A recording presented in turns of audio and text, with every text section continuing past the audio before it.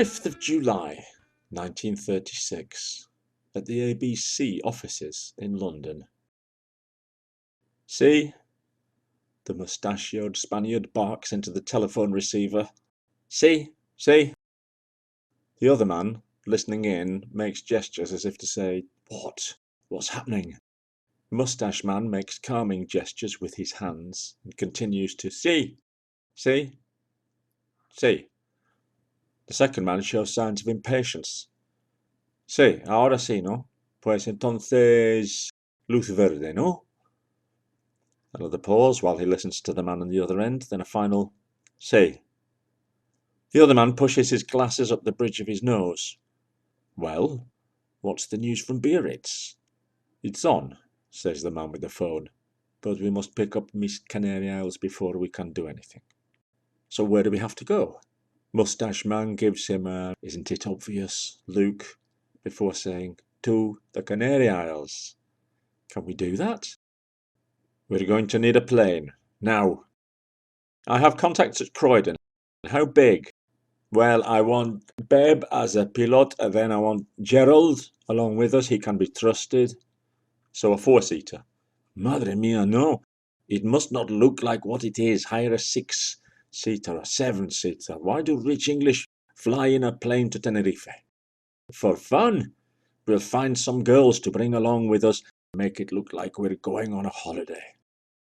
Excellent idea, Don Luis. Good work. Where will we find the girls? 7th of July. Simpsons, in the Strand, London. Pollard will be along any minute, Pauline is told as he takes his seat in the booth, his moustache waxed and immaculate. And you've found us a couple of, what are they called? Flappers. Flappers, the other man chortles.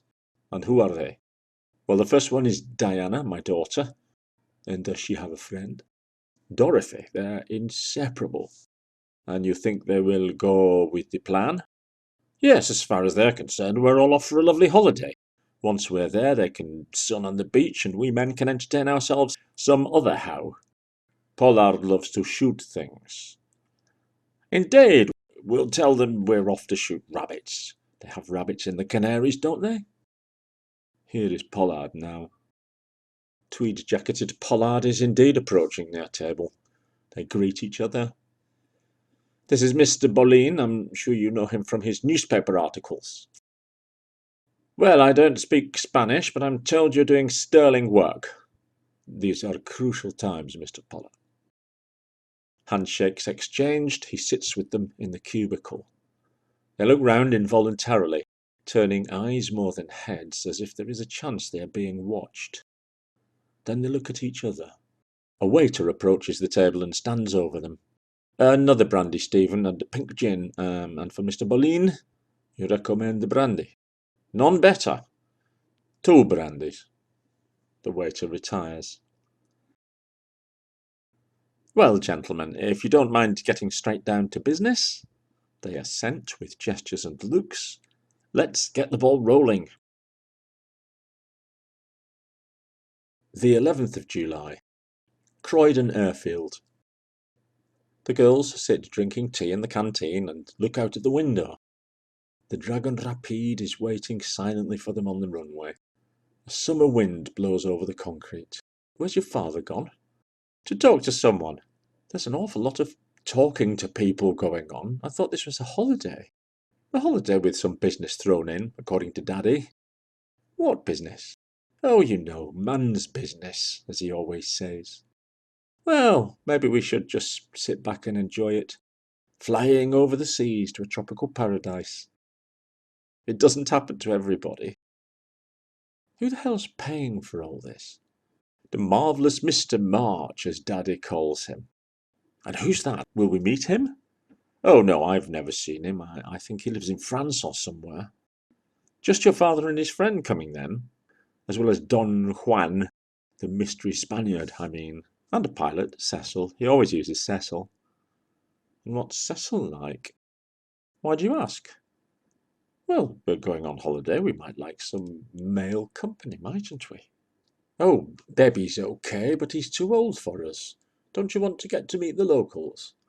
We might bring a couple home with us. They laugh at the idea. Ah, girls, says Gerald, striding towards them through the canteen. You've brought your bathing costumes, I hope. All our luggage is on the plane already, Diana says. Well, if you're ready. He indicates the canteen exit and the way out to the dusty runway. Can I finish my tea? Of course. But he doesn't sit down with them at the table. He remains standing until Diana finishes her tea. Then she and Dorothy stand up, and the trio make their way out to the sun and wind of the outside. This should be quite a trip, says Dorothy. Are you nervous? Diana asks. Well, what happens if we fall into the sea? Oh, there are life jackets for that kind of thing. Led by Gerald, they stride over the rutted concrete towards the two men who are standing waiting to board the plane. Who's the villain from a spy movie? Dorothy whispers to her friend as she catches sight of Bolin. That's our Don Juan. He does look a little stiff, doesn't he? Bolin is smoking a cigarette and smiles as the ladies approach. Ah, our delightful companions. He kisses the backs of the girls' hands as they extend them towards him. You have been to Spain before? Oh no, laughs Diana. We went to Scotland once, didn't we, Daddy? Twice, Daddy reminds her. Once when I was very young. By train? By train. Then I hope to amaze you. We will fly 4 times the distance in less time. We are totally prepared to be amazed, Diana says. Bolin offers his hand to help them board the plane. Sit where you like, senoritas. There are many windows where you can admire the view. Such an adventure. The Canary Islands, the sort of place you only dream about from cold, rainy Britain. Which window will the sun come through? We'll be flying south over France for the first part of the journey, for about 4 hours, and then we'll stop in Biarritz to take on fuel. So if you stay sitting where you are, you should get a pretty good view of La Belle France, or if you prefer the other side, the wide Atlantic. Then, after a short touchdown and refuel, off we go again, to Portugal, and from there we should be in the Canaries in a jiffy. Come, take your seats, and enjoy the view. Of course the ladies have seen the world from above before. There are atlases, after all, and they have received a top-class female education. And there are aerial photographs nowadays, though these tend to show archaeological sites and coastlines. But now, here it is, the real world spread beneath them. On one side, the green fields of France, the rivers and roadways scratched into the land, and on the other, the blue-grey Atlantic, static beneath them. Anyone hungry? Gerald asks, unwrapping sandwiches. Maybe, Bolin says. Are they meat? I'm afraid they're not. I have cheese and pickle. Bah! English food. He turns to the ladies. In Spain we will have food. Fresh food. Fish from the sea. You like fish? This is the first time he's spoken to them since they all sat down and strapped in. The girls look at each other. Maybe you never eat food from the sea. Mariscos, mejillones, you know. You can drink wine? Well, their father says, we don't, in fact. The Catholics in my country drink wine, Bolin affirms, casting a look at Gerald. Oh, quite, in church, but then... Girls, you will enjoy Spanish food. Then we will show you dancing and sangria, and then, after a night of fierce pleasure, we will go to Mass to atone for everything. This is clearly supposed to be amusing, so everyone smiles. The girls are still sizing up Moustache Man. He's frightening, but not in a creepy way.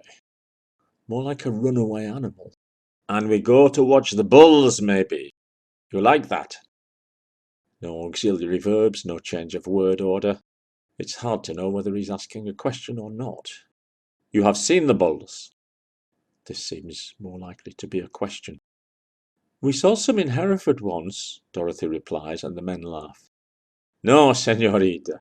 This is a contest between a man and an animal, for his life, with honor, with dignity. Oh, I see, like in those paintings. The plane's engine whirs as they descend for their first refueling stop. Where have they gone? The men are on the airfield, waiting to board again. The girls have gone off for yet another cup of tea. They'll be lucky in the south of France. Un café au lait, s'il vous plaît. And even then, go to look for them, eh? We can't afford to... But as he says this, they hear the girls' voices singing together as they walk towards the Dragon Rapide. I'm putting on my top hats, tying up my white. Ah, here they come, Gerald observes with relief. Brushing off my tails, they sing, then fall silent and stop walking. Then what does he say? Dorothy asks Diana. Zooting up my shirt for something, putting in my... Zooting up my shirt for putting in my studs. Ladies, please, best foot forward. We're already running late, says Pollard, as he ushers them aboard again. Oh, I do apologise. I didn't realise we were on army schedule, Diana says cheekily. No, Diana, says her father, and looks anxiously at Bolleen. Bolleen raises an eyebrow at Pollard, who looks sheepish but says nothing, and soon they're all seated again, watching France roll away into Spain, and then Portugal, and then, after one more touchdown, the open sea. Several hours have passed since they left Portugal, and some hours remain until they touch down on the island in the sun. The girls exhausted their repertoire of popular songs some time ago and are silent, Dorothy's head resting on Diana's shoulder, drowsy but not asleep. The men are conversing seriously with furrowed brows. They don't look very festive, Dorothy whispers to Diana. Shh, her friend replies. She realizes the men think they're asleep and can't resist an eavesdropping. Contact has been maintained easily, the villain is explaining to the rapt Englishmen. Of course, Gerald says. They're stupid to think that a sea can present an obstacle these days. Aeroplanes, he exclaims, gesturing to the clanking metallic interior of the one that they're in. More than that, radio waves, the Spaniard adds. We also have relied on codes. The codes have been working for months now between all the 10 points, from the Baleares to the Canarias. Our enemy has been lazy and taken us to be stupidos. We still have to figure out how to get in without attracting attention. This is no problem at all for you. We have radioed ahead. As soon as we meet, you can do with the aeroplane as you will. I will look after La Miss. There is no need to accompany me. Pollard has noticed the girls are awake and is gesturing the others to be careful. Looks are quickly exchanged, and the three gentlemen try to continue the conversation as before, though speaking now in vague and abstract terms. So, tickety-boo, old man, whatever needs to be done, says Diana's father. Beb shouts through from the cockpit. Isn't it? Gerald shouts back. I hope it all turns out all right for you, the pilot continues. The girls look at each other. Bolleen sizes up the situation and continues to seamlessly shroud the mystery in vague abstracts. Your efforts have already been more than enough. I shall try to ensure that you are in some manner rewarded after the wind has changed. If all goes to plan, Bolleen says, Miss Canaries has been advised and will be there to meet with me privately as soon as we land. Oh, can we come? Diane asks. The men find this amusing without saying why. I am sure you would love to meet Miss Canary's girls, but I am also sure your dreams would not be realized. Maybe you expect some flapper. The girls laugh at the Spaniard trying to get hip with the kids. No flappers any more, Mr. Bolleen. Clara Bow is old news. Oh yes, her friend agrees. It's all Garbo now. Ah yes, I have seen her in a film. Very beautiful, but not as beautiful as the Spanish maidens. So Miss Canaries is a looker, then? Dorothy asks. More laughter. I should tell you, ladies, that Miss Canaries is only a name. Sort of, he asks Pollard. Apodo, mote, como se dice? Nickname. Pollard translates. Nickname. Maybe not nice. It sounds nice enough. Nice enough for a woman, Bolleen says. Miss Canaries isn't a woman. Yet more laughter. Well, that depends on your point of view. This is why I'm here with you. Of course, you should enjoy your holiday. It is a great opportunity. But I shall not be joining with you. I am accompanying you precisely for this reason, to meet with Miss Canaries and persuade him not to be so much of a woman. Why do you call him a woman? Because he behaved like a woman. He has no cojones. Pollard shoots a dirty look at Boleyn. Boleyn continues unaffected. A half man. Always talk of action. Leave the rest of us waiting. I am to give him a patada en el culo. He looks at Pollard for the translation. Words of encouragement, he obliges. Good heavens, Dorothy says, this is all so dashed exciting. Are you planning a rebellion in Africa? That's enough chitter-chatter, says Mr. Gerald. Yes, says Pollard. Sing us another of your songs. What's that one about the moon? The hours wind on. The sun goes down, splurging a magnificent palette of golds, crimsons, and violets over the flat horizon, tinging the clouds with blood and vermilion. Boleyn is having a siesta, or surely he would be telling the girls that Spanish sunsets are the finest in the world. The engine drones and night falls. Gerald lights a small lamp near him in order to continue reading his Bible. Now they are simply 6 small people in a tin crate, buzzing through the dark sky. Gran Canaria. Blue moon, I saw you standing alone, sing the girls softly, as Pollard shouts something through to Beb in the pilot's seat and the others begin to study papers. Maps? Tourist guides? A flurry of activity suggests they are near to landing, and sure enough the plane dips and heads towards some bright but still distant lights.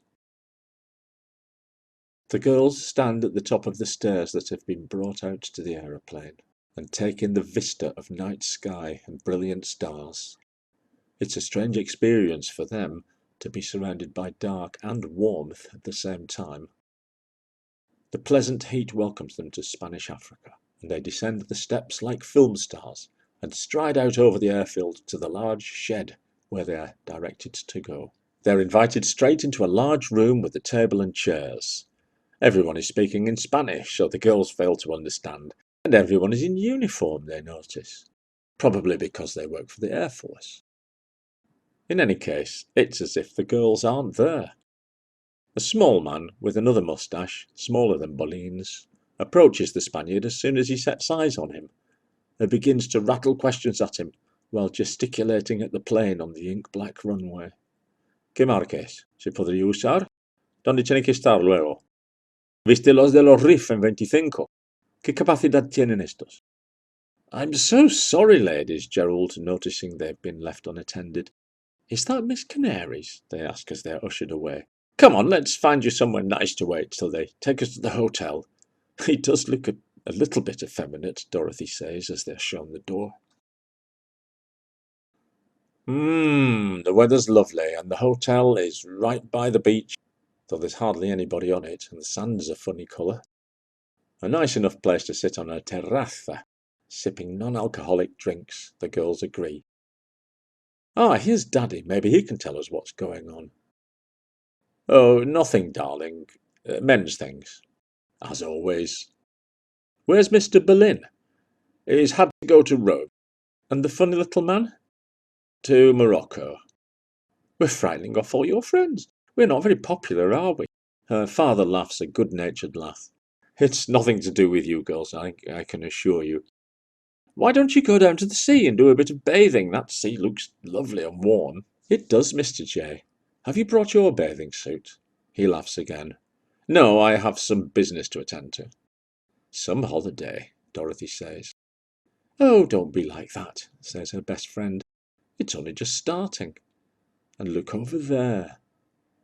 Over there is a handsome 18-year-old waiter. Maybe this trip hasn't been a waste of time after all.